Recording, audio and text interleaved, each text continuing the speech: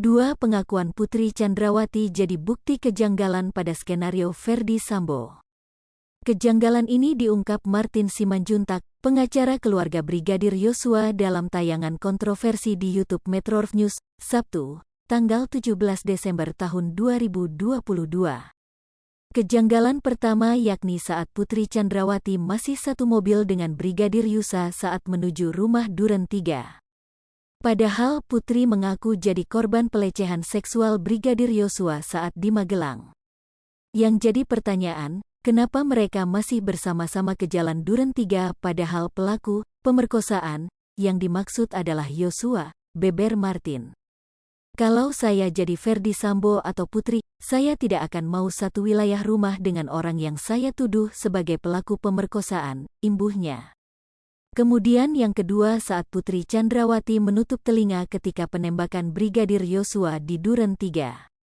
Ketika Putri Chandrawati oleh hakim, saat peristiwa penembakan, apa yang saudari lakukan? Putri Chandrawati mengatakan dengan enteng, saya menutup telinga saya, yang mulia, ujarnya. Ditutupnya telinga Putri Chandrawati ini membuat Martin berkesimpulan bahwa istri Verdi Sambo itu mengetahui bakal ada peristiwa penembakan terhadap Brigadir Yosua. Menurut Martin, jika Putri Chandrawati tidak mengetahui bakal ada penembakan di rumah Duren 3, maka seharusnya dirinya akan menyelamatkan diri bukan menutup telinga. Cari kolong tempat tidur, masuk ke dalam lemari, atau masuk ke kamar mandi lalu segera menelepon suami atau para ajudan untuk segera mengamankan wilayah tersebut, jelasnya. Dua hal ini membuat Martin menegaskan sangat tidak mungkin Putri Chandrawati tidak mengetahui penyebab penembakan terhadap Brigadir Yosua.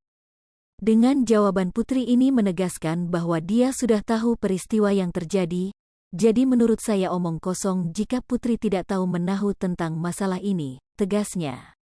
Pada persidangan Senin, tanggal 12 Desember tahun 2022, Putri Chandrawati mengaku tidak tahu bahwa saat menuju rumah Duren 3, dirinya bersama dengan Brigadir J.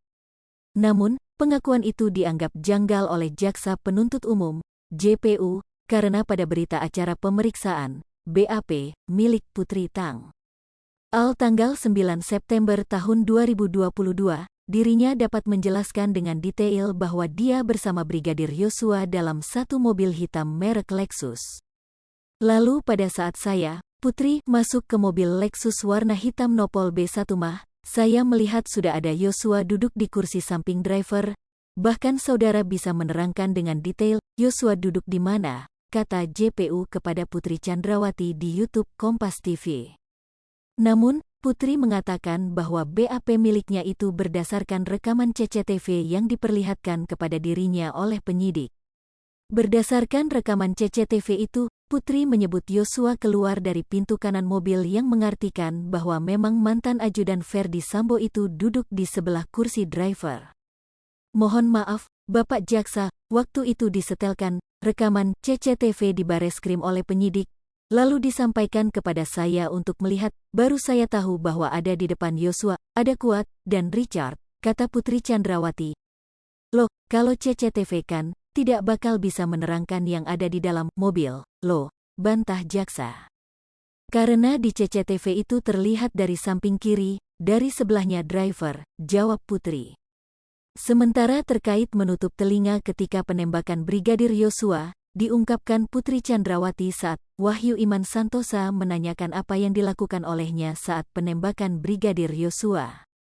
Putri pun menjawab berada di dalam kamar rumah Duren 3 dan menutup telinga.